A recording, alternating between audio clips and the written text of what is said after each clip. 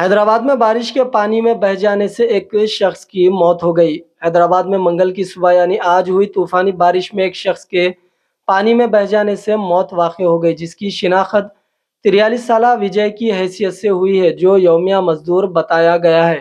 यह हादसा शहर के मशीराबाद के रामनगर में पेश आया, जहां विजय काम की तलाश में घर से सुबह 5 बजे निकला था। पानी के बहाव में बहकर हलाक हो गया। सुबह 7 बजे मुकामी लोगों ने उसकी नाश एक चर्च के पास देखकर पुलिस को इत्तला दी। जीएचएमसी और पुलिस ने नाश को मुर्दा खाना मुंतकिल कर दिया।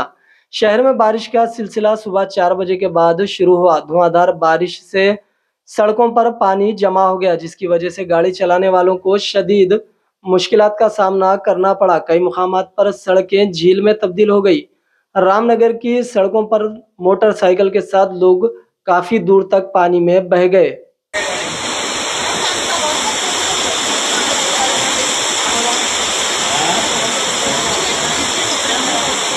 ये బండి ఏడ కంట్రోలర్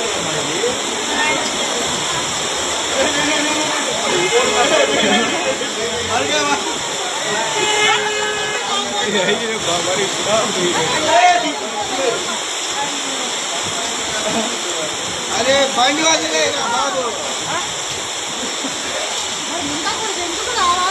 ఎంతగానం పోతున్నా కదా